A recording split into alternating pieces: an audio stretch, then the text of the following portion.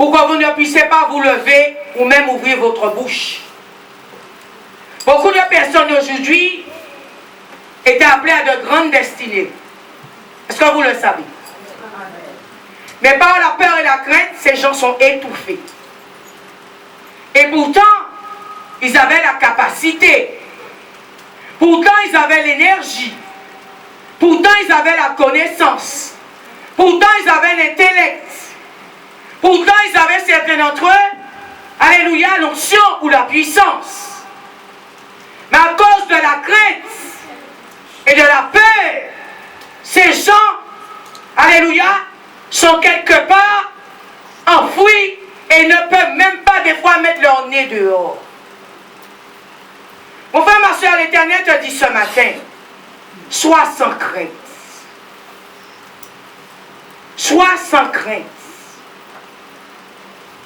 Bien aimé, même si pendant ta marche sur la terre, tu tombes.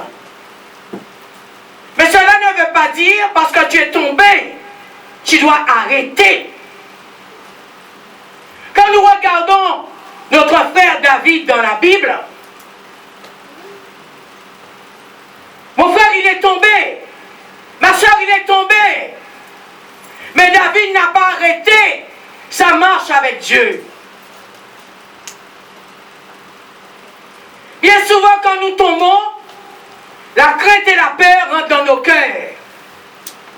Nous avons même des fois honte. Et nous arrêtons notre processus avec Dieu. Alléluia.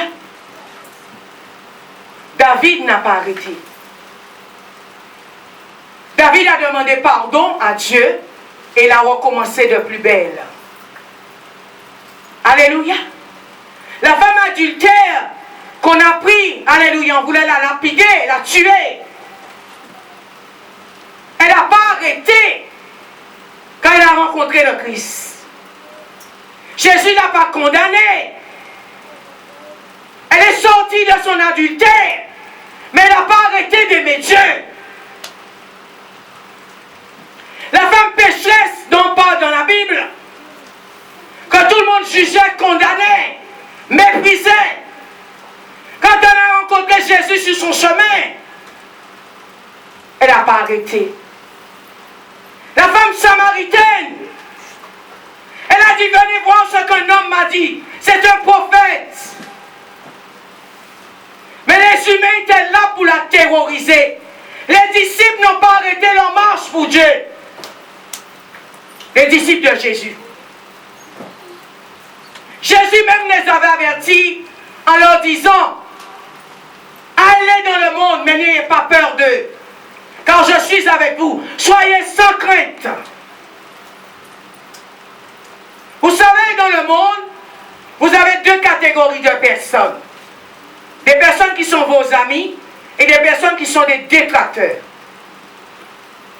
Parmi vos amis, il y a ceux qui regardent comment vous évoluez. Qu'est-ce que vous allez devenir? Quelles sont les idées que vous avez parmi vos amis? Mais les détracteurs sont là pour vous démonter, pour vous déstabiliser, pour rire de vous.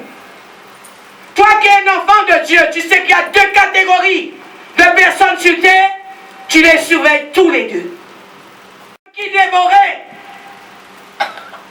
veillez-le. Vous avez des amis qui vont vous aider. Alléluia. Mais vous avez des personnes qui vont prétendre être vos amis. Ils ne vont jamais vous aider. Mais l'Éternel te dit ce matin, sois sans crainte. Il y a des gens qui attendent votre chute pour rire. Est-ce que vous le savez? Amen. Il y a des gens qui attendent que vous glissez pour rire. Il y a des gens qui attendent que vous faiblissez pour rire. David, alléluia, le roi David, est tombé avec Bathsheba. David a commis un meurtre. Il a payé le prix, oui. Mais Dieu l'a pardonné.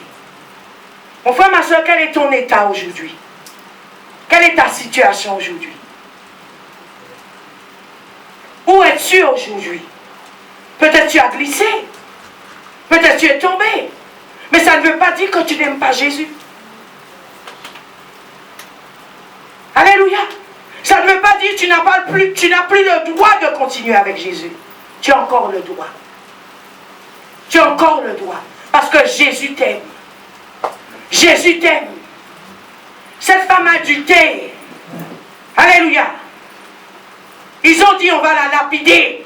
Parce que la loi de Moïse disait de lapider de telle femme. Nous allons commettre un meurtre, la tuer. Mais ce que Jésus-Christ a voulu leur faire comprendre, qui êtes-vous? De quelle loi vous faites cela? Avez-vous créé un être humain? Qui êtes-vous?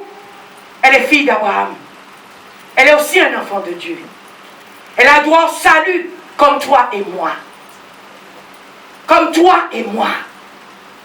Mais dans tout cela, nous voyons dans la Bible, le but final, c'était pour pouvoir accuser Jésus lui-même. Parce qu'il ne comprenait pas la vision de Jésus-Christ. Il ne comprenait pas comment Jésus pouvait pardonner les gens qui ont péché. Ils ont dit dans la parole de Dieu, il pardonne même les péchés. Qui est-il pour faire cela, ils ont dit? Les Sadducéens, les scribes et les pharisiens. La Bible parle d'eux comme des hypocrites.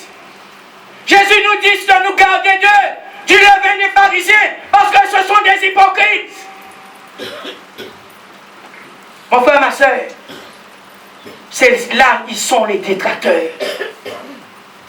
Peut-être vous êtes travaillé dans une entreprise, vous avez des gens qui vous surveillent pour voir comment vous évoluez. Et leurs oreilles sont ouvertes pour entendre si vous avez une promotion, pour aller au bureau demain voir comment ils vous démontent. Mon frère, ma soeur, sur cette terre, si tu n'as pas une vision, si tu ne sais pas ce que tu veux, ils vont te terroriser. Ils vont te faire peur. Et tu vas prendre la fuite et tout abandonner.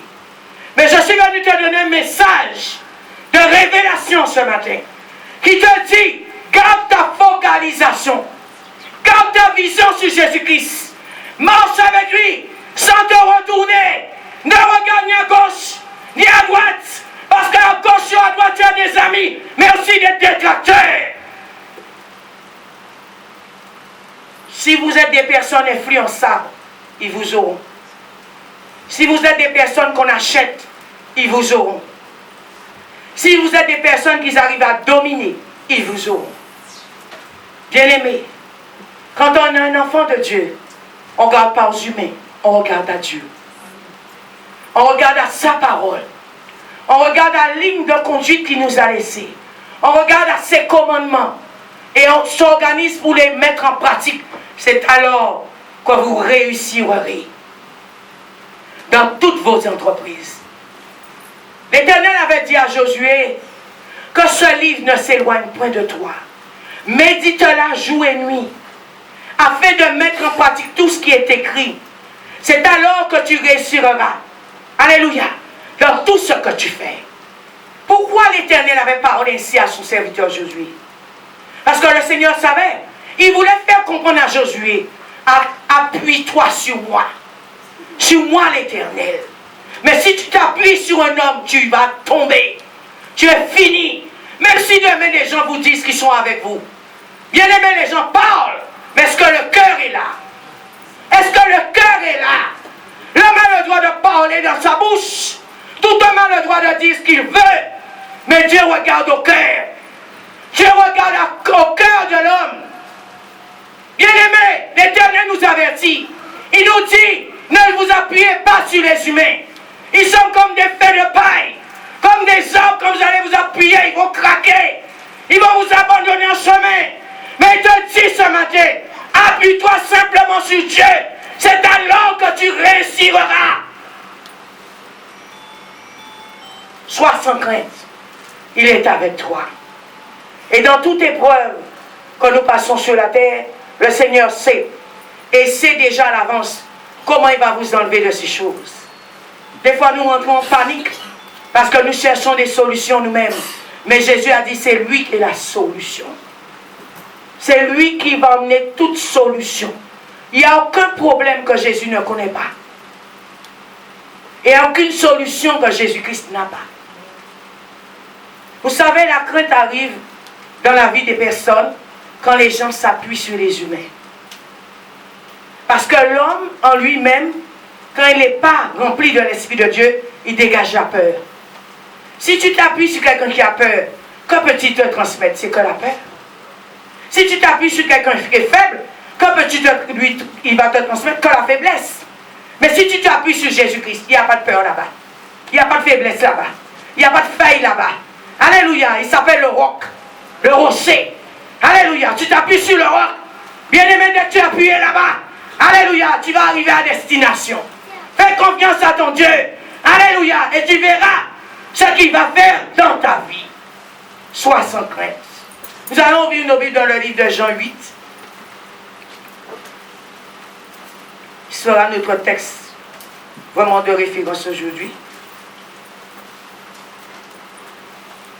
Alléluia. À partir du verset 1er. Jésus se rendit au mont des Oliviers. Mais dès le matin, il se rendit de nouveau dans le temple. Et tout le peuple vint à lui. Il s'assit et les enseignait. Alors les scribes et les pharisiens amènent une femme surprise en adultère, la plaçant au milieu et disent à Jésus, Maître, cette femme a été surprise en flagrant délit d'adultère. Moïse, dans la loi, nous a prescrit de lapider de telles femmes. Toi donc, que dis-tu? Il disait cela pour le mettre à l'épreuve, afin de pouvoir l'accuser. Mais Jésus se baissa et se mit à écrire avec le doigt sur la terre. Comme il persistait à le questionner, parce qu'il voulait voir qu'est-ce que Jésus allait faire. Si Jésus allait lui aussi lancer une pierre sur cette femme. Comme il persistait à le questionner, il se redressa et leur dit, que celui de vous qui est sans péché, lui jette le premier la pierre. Bien-aimé, qui ici aujourd'hui est sans péché? Nous avons tous péché. C'est que Jésus-Christ, par son sang précieux, qui peut nous laver. Mais bien souvent, pendant notre mort sur la terre, nous lapidions les gens. Nous les tuons même. Par nos langues, par notre comportement, par nos pensées mauvaises, par nos railleries, par nos moqueries, par des coups de langue sataniques, par des prières sataniques, etc., etc. Nous lapidons, nous tuons les vies, nous tuons des âmes. Bien-aimés, Jésus a dit à ces hommes, qui d'entre vous ici qui n'a point péché, lancez-lui la première pierre. Quand nous lisons plus bas, nous voyons qu'ils se sont retirés après un à un, à commencer par les plus âgés. Pourquoi? Parce qu'ils avaient honte. Quand ils sont rentrés dans leur conscience, ils se sont dit, mais ce qu'il dit est vrai. Nous ne sommes pas mieux qu'elle. Bien-aimé, tu n'es mieux que personne. C'est que Dieu peut-être t'a fait grâce ou te donne une faveur. Même si tu as de l'argent aujourd'hui, écoute-moi bien. C'est une grâce. Alléluia, parce que Dieu le veut bien. Même si tu as la bonne santé aujourd'hui, c'est une grâce. Parce que Dieu le veut bien. Même si tu parles aujourd'hui, tu as une langue, c'est une grâce. Et bien souvent, nous utilisons la langue pour lapider les gens, pour les détruire. Mais l'Éternel te dit aujourd'hui, chrétien, sois sans crainte, il est avec toi. Il est avec toi pour te délivrer de la main des scribes et des pharisiens. Il est là. Jésus les surveille, les scribes et les pharisiens. Verset 8. De nouveau, ils se baissa et se mit à écrire sur la terre. Quand ils entendirent cela, accusés par leur conscience, ils se retirèrent un à un, commencés par les plus âgés et jusqu'au dernier. Et Jésus resta seul avec la femme qui était là au milieu. Alors Jésus se redressa et lui dit, femme, où sont tes accusateurs? Personne ne t'a condamné. Elle répondit, personne, Seigneur. Et Jésus lui dit, moi non plus, je ne te condamne pas. Va, et désormais, ne péchez plus. Il nous a purifiés, il nous a sanctifiés. Va et désormais ne péche plus. Alléluia. Mon frère, ma soeur, Jésus dit dans sa parole, je hais le péché, mais j'aime les pécheurs. Alléluia. J'aime les pécheurs. Bien-aimés, quand vous êtes dans la peur, dans la crainte, vous êtes terrorisé, sachez une chose, cela ne vient pas de Dieu. Dieu réconforte toujours. Même si tu passes dans la vallée de l'ombre de la mort, Jésus est là. Alléluia. Jésus est avec toi. Il te tient toujours la main. Quelle que soit dans la situation dans laquelle que tu es. Jésus est là. Même quand nous tombons, nous voyons cette femme. On l'a pris en flagrant d'adultère. Jésus était là. Jésus était là. Jésus sait tout. Jésus voit tout. Simplement Jésus te dit, regarde à lui. Appuie-toi sur lui. Afin que Dieu merci, tu ne te retrouves plus dans ces choses. Alléluia. Et que tu continues ta marche avec ton Seigneur. Mon frère, ma soeur, Jésus nous aime. Jésus nous aime. Je répète à nouveau, vous avez deux types de personnes autour de vous. Des amis et des détracteurs. Et les deux vous surveillent. Il y a ceux qui regardent si tu évolues pour mettre un pied sur ta tête. Il ne faut pas que tu te lèves. Si tu te lèves, je dois mettre mon pied sur ta tête. Alléluia. Il y a ceux qui vont vous aider, mais il y a ceux qui ne vont pas vous aider. La vie est faite ainsi. Comment voulez-vous qu'on fasse? La vie est faite ainsi. Vous ne pouvez pas amener tout le monde à vous aimer. Tout le monde ne peut pas vous aimer, bien aimé. Il y a des gens qui vont vous lapider et il y a d'autres qui vont vous élever. C'est ainsi dans la vie. Alléluia. Mais sois sans crainte, car Jésus-Christ est avec toi. Amen. Marche avec Dieu sans te retourner. Sois sans crainte, car il est avec toi dans les bons et les mauvais moments. N'abandonne pas le chemin. Continue ta marche, chrétien. Continue là. Alléluia. Tu peux faire des erreurs. Nous ne sommes pas des robots. Alléluia. Nous ne sommes pas arrivés à l'état éternel. Illuminés encore. Alléluia. Nous ne sommes pas encore enlevés. Vous pouvez faire des erreurs. Ce n'est pas pour ça que Dieu vous tue. Alléluia. Mais il ne faut pas abandonner. David a fait une erreur. David est tombé. David a demandé pardon. Et il a continué sa marche avec Dieu.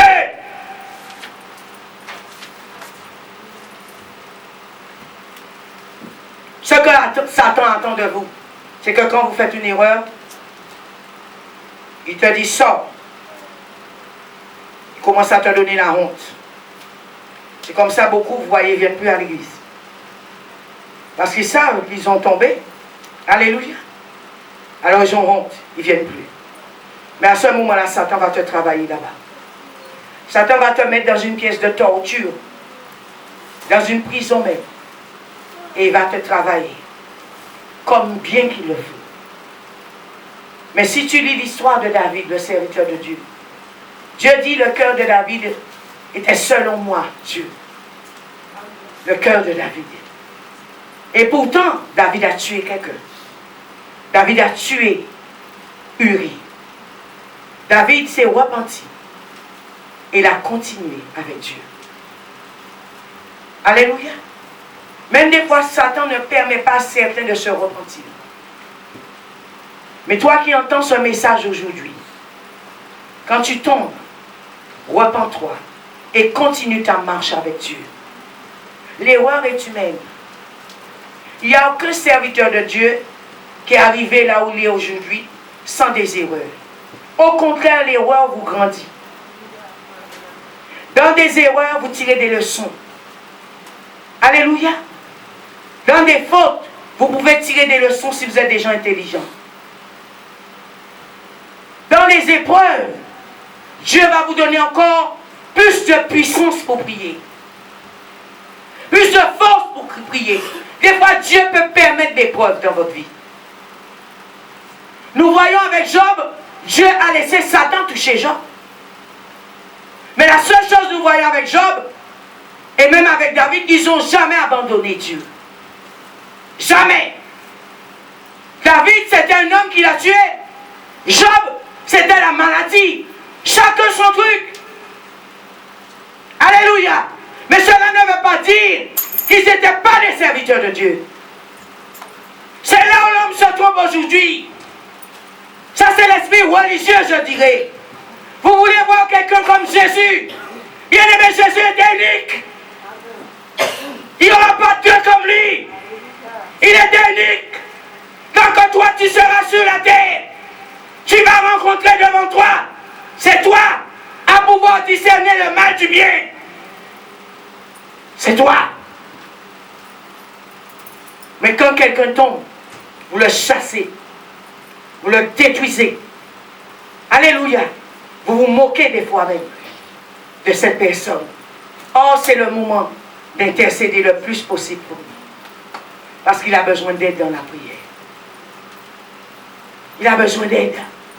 C'est ce que Dieu attend de vous, Église. C'est ce que Dieu attend de vous, frères et sœurs. Que vous ayez l'amour pour intercéder pour celui qui est faible. Parce que toi, tu es fort. Alléluia. Toi, tu es fort. Tu peux faire des erreurs. Mais il ne faut pas abandonner. Alléluia. Sur terre, nous avons des amis, comme je disais, mais aussi des détracteurs. Et les deux nous observent. Les deux. Pour voir comment, alléluia, vous faites. Mais toi, ne regarde pas ni à gauche, ni à droite. Toi, regarde tes yeux fixés sur Jésus. N'aie pas peur. Il est avec toi. Dans les bons et dans les mauvais moments. La voie qui mène au succès, mon frère, ma soeur, à la percée, c'est la croix de Jésus-Christ. C'est cette voie-là. La croix de Jésus qui emmène au succès et à la percée. Bien-aimés, je répète, beaucoup d'entre vous est appelés à de grandes destinées. La peur. La peur. Des fois la honte. La crainte. Tais-toi. Arrête ce que tu fais. Alléluia. Tu n'es pas appelé à cela. Qui c'est qui appelle les gens? C'est Dieu. C'est Dieu qui appelle. La paix, c'est Dieu qui le donne. Bien aimé, on peut te donner pasteur quelque part. On peut te donner prophète. Mais si tu n'as pas la paix sur ta vie, tu n'es pas un prophète. Cela ne s'apprend pas sur les bancs d'école. L'appel, c'est Dieu qui donne ça. L'onction ne se donne pas sur un banc d'école. C'est Dieu qui donne l'onction. Dieu a dit à Jérémie, avant même que tu sois formé, je te connaissais déjà, Jérémie. Alléluia. Vous savez, avec notre intellect, quand nous regardons Dieu, tu ne peux pas comprendre qui est Dieu. La Bible dit Dieu est esprit. Comment voulez-vous qu'un esprit, vous le mettez dans une boîte? Comment est-ce possible? Qui peut me tenir un esprit là aujourd'hui? Qui? À moins si Dieu te donne le discernement de le voir. Mais qui peut le tenir dans sa main, l'attacher? Personne. Dieu est esprit. Nous allons lire l'histoire de Jérémie. Jérémie 1.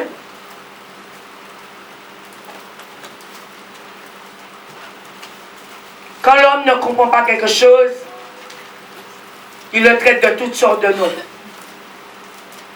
Quand Dieu vous donne un don ou un talent, à la vitesse que vous allez le déployer, les gens vont dire vous êtes un sorcier. Parce que l'homme ne peut pas comprendre les choses de Dieu. Et Dieu aussi des fois ne lui permet pas. Parce que Dieu est un mystère. Alléluia. Ils vont vous appeler de toutes sortes de noms. Quand l'homme, vous savez, dès que l'homme ne peut pas tenir quelque chose, le contrôler, le gérer, le maîtriser, il le traite de toutes sortes de noms. Et Dieu a bien fait les choses. Parce que Dieu savait, s'il laissait l'homme le tenir, l'homme l'aurait détruit. Alors Dieu ne le lui permet pas. Alléluia. Dieu ne le lui permet pas. Alléluia. Comprends bien mon message aujourd'hui. Dieu, il y a des choses, Dieu ne te permet pas. Satan a voulu le faire dans le ciel, tenir Dieu. Mais Dieu l'a chassé. Dieu l'a chassé. Le rôle de l'homme, c'est de te gérer, de te contrôler, de te dominer même. Mais est-ce que c'est une domination saine? Bien souvent, ce sont des dominations charnelles et sataniques. Pour leur intérêt personnel. Mais Dieu, il ne le permet pas. Alléluia. Jérémie 1 à partir du verset 4. La parole de l'Éternel me fut adressée en ces mots. Avant que je ne te forme dans le ventre de ta mère, je te connaissais. Et avant que tu ne sortes de son sein, je t'avais consacré. La langue pesante. Mais ce n'est pas pour ça que Moïse n'a pas travaillé pour Dieu. C'est pas pour ça. Nous avons chacun chez nous quelque chose qui a une faiblesse. Toute personne a une faiblesse. Tu es fort sur tous les points. Non. Mais Dieu connaît ta faiblesse. Et Dieu sait là où tu es faible. Dieu va manger ça. Dieu va corriger ça. Dieu l'a corrigé pour Moïse. Dieu a dit, j'envoie vers toi ton frère Aaron. Alléluia. J'envoie vers toi ton frère Aaron, il va t'aider. Dieu sait où il va puiser quelque part pour te donner. Parce que Dieu t'a appelé.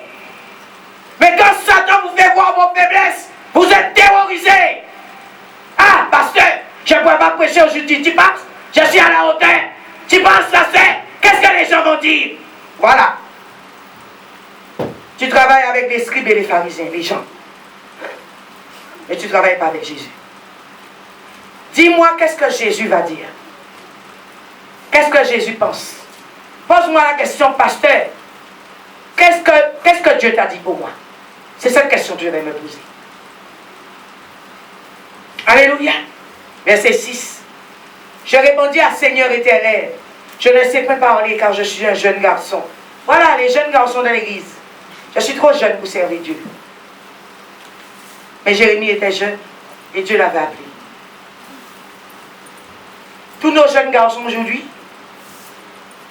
la chair, la drogue, la prostitution, le braquage, la délinquance, voilà ce que Satan fait avec eux.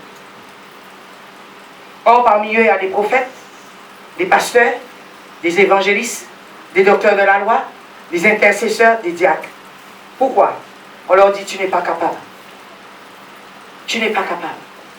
Des fois, vos enfants, depuis à l'école, ils sont entourés de personnes, bien même dans la famille, tu n'es pas capable. La peur et la crainte contre eux. Ils sont terrorisés. Ils ont peur de se lancer. Or, ce sont des enfants qui avaient des potentiels. Ce sont des enfants qui avaient des dons et des talents. Des fois même, les enfants sont terrorisés par leurs parents. Par leurs parents.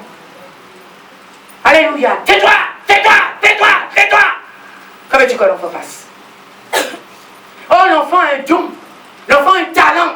Au lieu d'aider l'enfant pour que l'enfant puisse rentrer dans la dimension que Dieu veut, tu l'écrases. Laissez-moi vous dire une chose. Chaque parent ici présent ce matin, au jour du jugement, Dieu va vous demander compte pour ses enfants. Parce que vous êtes les gardiens de ces enfants. Vous aurez à rendre compte de tous les enfants que vous avez mis sur la terre. Et qu'est-ce qu'ils sont devenus? Je vous dis la vérité. Alléluia. Donc la vie n'est pas faite comme vous le pensez. Quand Dieu te donne un enfant, c'est pour prendre soin de l'enfant. Alléluia. C'est pour prendre soin de l'enfant. Qu'est-ce qui se passe aujourd'hui? Vous, parents, vous êtes à la quête peut-être de l'argent, du succès, du pouvoir, de la puissance, de l'onction. Mais l'enfant, il est où? L'enfant, il est où? Beaucoup de parents ici aujourd'hui, vous êtes là, où sont vos enfants? Où sont vos enfants? Tu es venu, toi, écouter la parole pour t'édifier. Mais l'enfant, il reçoit quoi dehors? Aujourd'hui, nous avons des enfants terroristes. Eh bien, c'est grave. C'est grave. Aller prendre un fusil pour tuer quelqu'un. Pourquoi? Parce que l'enfant n'a pas reçu la ligne de conduite depuis bébé. Depuis bébé. Toi, tu le reçois maintenant pour toi, mais transmets-le. Transmets. Vous avez même certaines peurs de vos enfants. Comment est-ce possible? Comment est-ce possible tu as peur de ton enfant? Dieu t'a dit, il t'a donné l'autorité sur l'enfant, par contre. l'autorité. Tu es l'autorité dans le foyer. Ce que toi tu dis, c'est ce que l'enfant doit faire. Dès qu'il est sous ton toit. Mais l'enfant te dit non, je ne fais pas. Je ne viens pas à l'église aujourd'hui. J'irai dimanche prochain. Quand dimanche prochain arrive, j'irai dimanche prochain. J'irai dimanche prochain. Qui te domine dans la maison? L'enfant. Et le diable est rentré. Le monde est rentré. Alléluia. L'arrogance est rentrée. Tout est rentré. Bien aimé. C'est le moment de les rattraper. Là, je ne sais pas dans combien de temps encore. C'est le moment maintenant à la base. Il faut les prendre. Sinon, c'est fini. Après, on pleure. Oh Seigneur Dieu, comment est-ce possible? Je te sers, je suis dans l'église. Matin, midi et soir, mon enfant est dans la drogue. Si mon enfant a tué mon. Bien aimé, oh là, on sortit, si mon âme. Quand on à la base, on ne peut transmettre que ce qu'on a. Alléluia. Ce que toi tu as, qu'as-tu donné à l'enfant? Est-ce que tu lui as donné la bonne marche à suivre? Bien-aimés parents, tu as la Bible dans ta main. Dieu te parle de l'enfant. Ce n'est pas de terroriser un enfant. Ce n'est pas de dire de gros mots à un enfant. Ce n'est pas de violenter un enfant. Parle à l'enfant selon la Bible.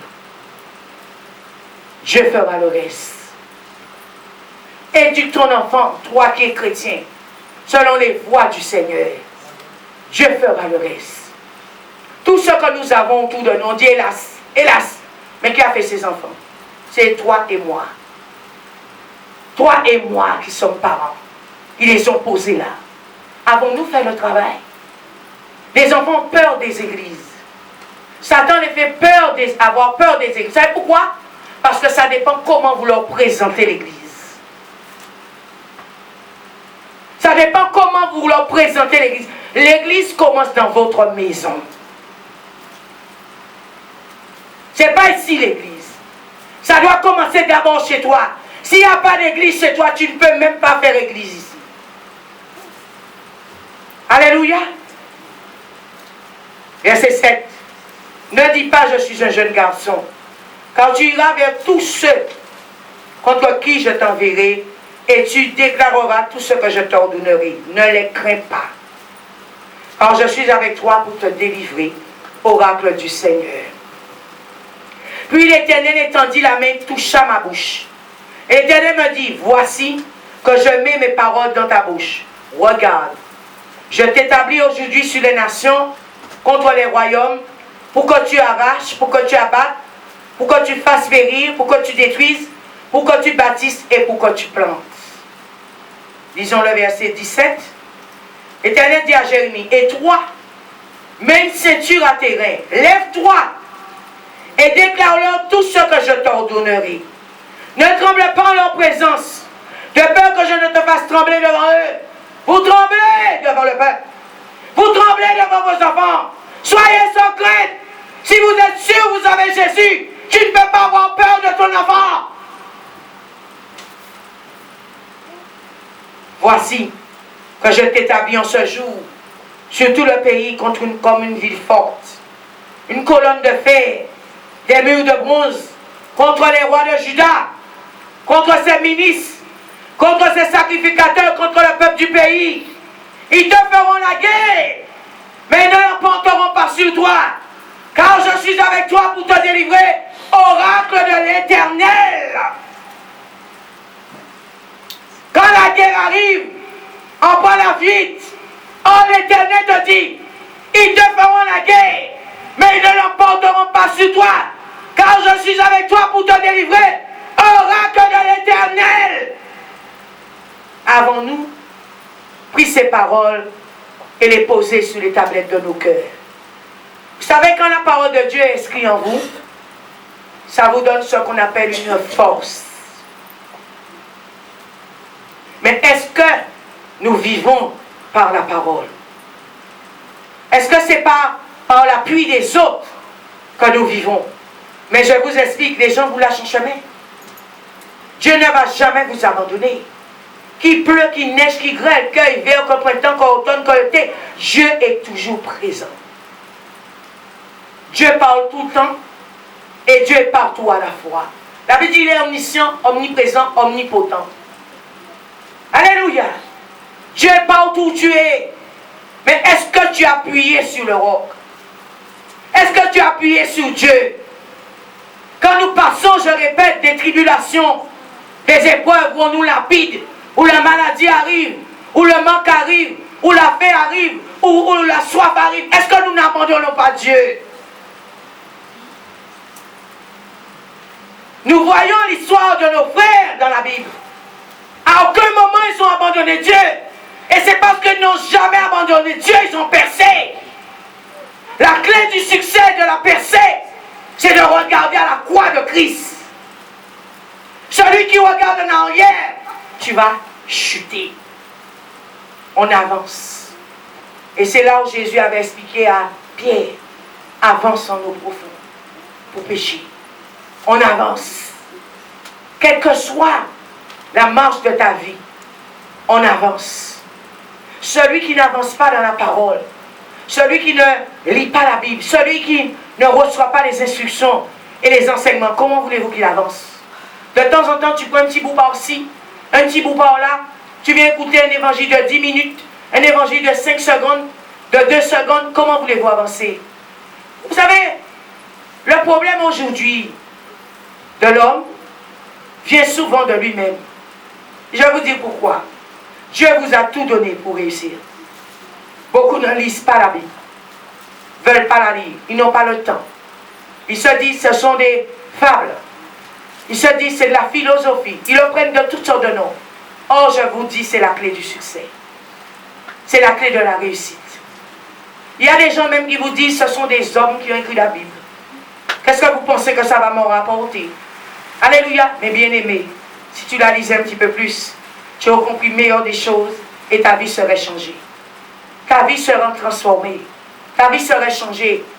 Mon frère, ma soeur, écoute-moi bien ce matin. Marche avec Dieu. Ne sois pas dans la peur. Ne sois pas dans la crainte. Ne te méfie pas de Dieu. Méfiez-vous des gens autour de vous. Mais ne vous méfiez pas de Dieu. Il ne va jamais vous faire du mal. Jamais. Jamais. Dieu ne veut rien de mal pour ses enfants. Tout ce que Dieu veut pour vous, c'est quelque chose de bon. Alléluia. Merci Seigneur. Acte 10.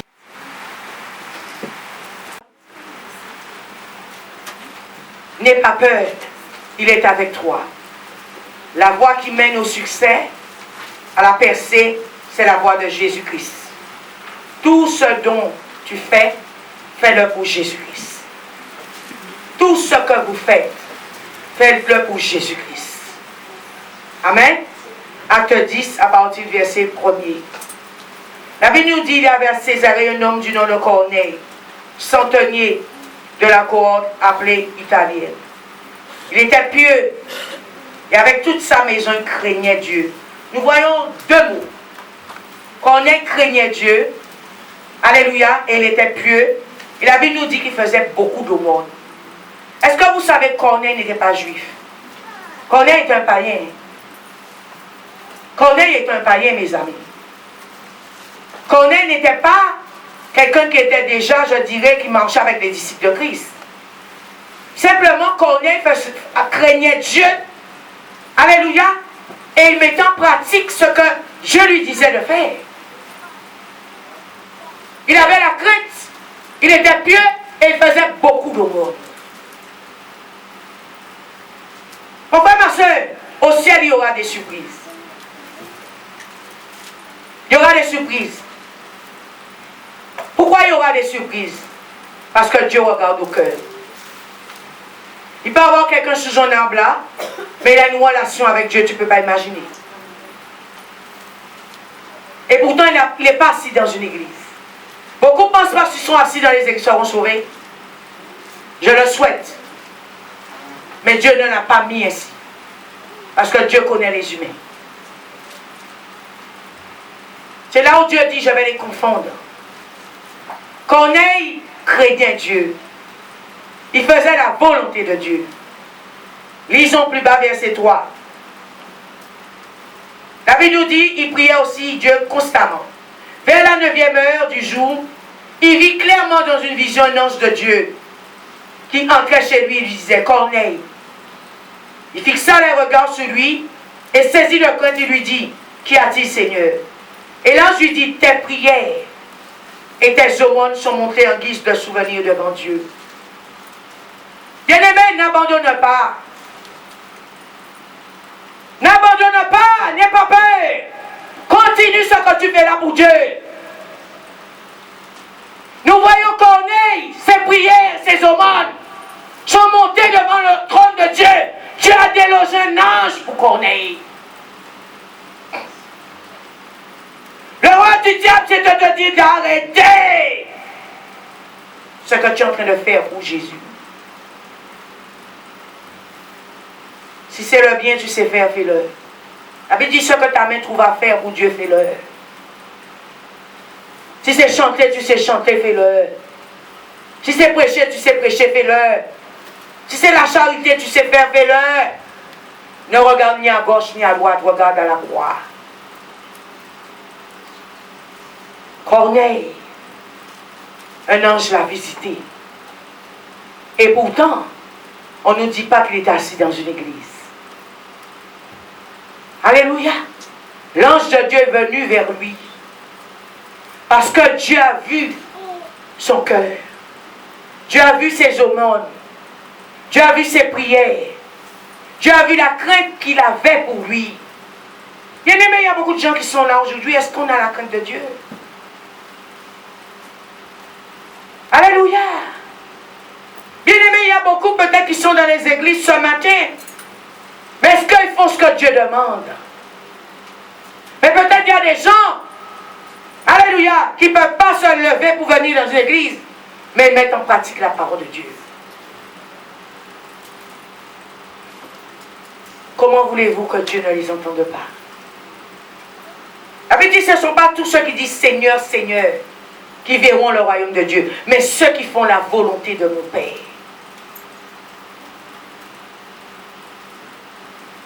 La peur, c'est pour te limiter. La peur, c'est pour t'agripper. Ce que Dieu t'a appelé à faire, fais-le. Dieu avait appelé Jérémie. Jérémie a commencé à dire, ah, Seigneur, je ne sais pas parler. Dieu a appelé Moïse.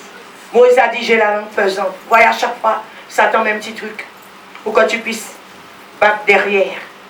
Mais bien aimé, l'appel est sur ta tête. Lève-toi et travaille pour Dieu. C'est alors viendra ton succès. C'est alors viendra ta percée. C'est alors viendra ta réussite. L'ange de Dieu l'a visité. Alléluia. Continuons notre lecture. Nous allons lire le verset 22 qui nous dit, alléluia, le centenier Corneille, homme juste et craignant Dieu, et de qui toute la nation des Juifs rend un bon témoignage, a été divinement averti par un saint ange de te faire venir dans sa maison et d'entendre tes paroles. Là, nous voyons qu'il doit rencontrer, alléluia, Pierre. À cause de ce que Corneille faisait pour Dieu, Dieu va envoyer un disciple à lui vers lui. Pour l'aider. Pour l'aider. Pour qu'il puisse recevoir le don du Saint-Esprit. Parce qu'on ne nous dit pas au départ que Corneille avait déjà le don du Saint-Esprit. On nous dit simplement qu'il craignait Dieu, qu'il priait et qu'il faisait beaucoup de monde. Mais nous allons voir. Dieu va envoyer vers lui Simon dénommé Pierre, qui va prier pour lui et sa famille, et vont recevoir le don du Saint-Esprit. Et ils seront baptisés après. Ils deviendront maintenant des enfants de Dieu.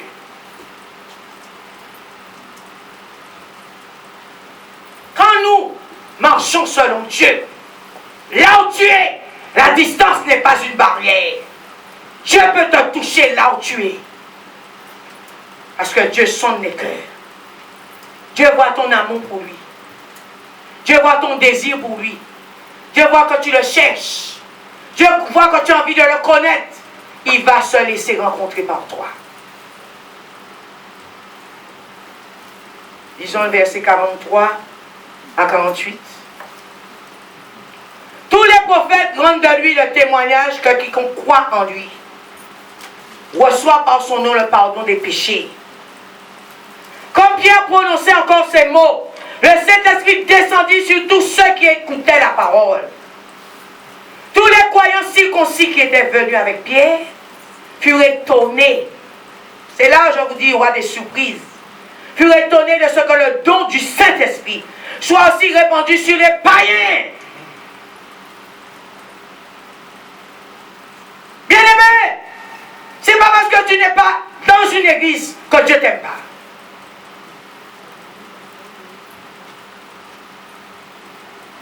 Car il les entendait parler en langue et exalter Dieu. Alors Pierre reprit, peut-on refuser l'eau du baptême à ceux qui ont reçu le Saint-Esprit aussi bien que nous? Il ordonna de les baptiser au nom de Jésus-Christ et lui demandèrent alors de rester là quelques jours. Dieu a béni la famille de Corneille ainsi que Corneille et ses amis. Et si Corneille s'était laissé influencer par peut-être ses pensées négatives, en disant non, je ne suis pas un juif, je ne peux pas me permettre de faire ce genre d'action, de pratiquer ce que Dieu demande, Corneille aussi serait peut-être passé à côté. Ne vous laissez jamais intimider ou arrêter par des pharisiens et des sadducéens. Nous devrions faire notre marche sur terre avec eux, mais ne vous laissez pas arrêter par eux. Quand nous lisons l'histoire du blé et de l'ivraie, le Seigneur dit ne les séparez pas. Le moment viendra où moi Dieu je vais les séparer. Marche avec eux. Travaille avec eux. Ça ne veut pas dire qu'ils sont avec toi. Ils peuvent être contre toi dans leur cœur. Mais continue ta marche avec Jésus-Christ. Alors, tu auras la victoire. Ne vous laissez pas influencer par vous. Le Seigneur dit, nous allons le lire, je crois que c'est dans le livre de Luc 12. Il avertit ses disciples vis-à-vis de ça. Il les avertit. Gardez-vous du levain des pharisiens. Alléluia. Luc 12, à partir du verset 1er. Sur ces entrefaits, les gens s'étaient rassemblés parmi eux au point de s'écraser les uns les autres. Jésus se mit à dire en premier lieu à ses disciples, regardez ce que Jésus leur dit. Gardez-vous du levain des pharisiens qui est l'hypocrisie. Gardez-vous de nous. En quel moment Jésus les a détruits, les scribes et les pharisiens? En quel moment Jésus les a chassés? Jésus a toujours continué à faire le travail de son Père en leur présence. Ils sont venus plusieurs fois pour le piéger. Ils sont venus plusieurs fois pour le déstabiliser, pour le faire peur. Jésus a toujours continué à faire le travail de Dieu en leur présence. Chaque fois, Dieu donnait à Jésus une parabole pour les démanteler. Si tu es un réel enfant de Dieu, chaque fois Dieu va te donner un message pour détruire les œuvres de Satan. Je vous dis la vérité. Soyez des hommes et des femmes d'esprit. Dieu va vous révéler toujours ce que les hypocrites font. Il n'y a rien qui est caché à Dieu. Dieu va vous donner le discernement des esprits. Dieu va vous parler en rêve, en songe, par vision, ou par la bouche de quelqu'un, pour vous avertir de ce qu'ils font. Si vous êtes un enfant de Dieu, vous travaillez quelque part, ils ont monté un complot pour vous, Dieu va envoyer son ange, ou quelqu'un vous avertit. Je vous dis la vérité. N'ayez pas peur d'eux. Marchez à Jésus, regardez à Jésus, faites ce qu'il vous demande. Dieu ne permettra jamais que quelque chose de mal vous arrive. Jamais. Même si le plus gros bourreau sur terre existe pour vous attaquer, Dieu va mettre sa main. Même à la dernière minute. Mais Dieu ne permettra pas qu'il vous touche. Parce que vous êtes un enfant de Dieu. Vous savez, il y a des fois les gens disent, j'arrive pas à détraquer quelqu'un. J'arrive pas à le déstabiliser. Mais regarde avec qui la personne marche. Regarde qui est son chef. Si soit ton chef, c'est le voisin à côté, mais lui, son chef, c'est Jésus-Christ. Qui peut attaquer Jésus? Même pas Satan. Qui? Personne. Parce qu'il est le roc. Il est le rocher. Les scribes et les pharisiens sont là pour vous piéger. Ils sont là pour lancer des filets sur vous, pour vous arrêter, capturer. Mais Dieu dit dans sa parole aussi, il va envoyer sa parole pour les capturer. Lisons le verset 7. Le Seigneur vous dit, et même les cheveux de votre tête sont tous comptés. Dieu vous connaît. Soyez donc sans crainte. Vous valez plus que beaucoup de moineaux. Soyez sans crainte. Verset 11 nous dit, quand on vous mènera devant les synagogues, les magistrats et les autorités, ne vous inquiétez pas de la manière dont vous vous défendrez, ni de ce que vous direz, car le Saint-Esprit vous enseignera alors même ce qu'il faudra dire. On peut venir pour t'arrêter, te mettre en prison, mais si tu es un enfant de Dieu, le Saint-Esprit même va prendre le contrôle de cette affaire. Soyez sans crainte. Dieu est avec vous. Alléluia. Si la crainte dans vos cœurs, la peur, vous ne pouvez pas travailler pour Dieu. Ils vont vous démonter. Frères et sœurs, sois appuyé sur le roc.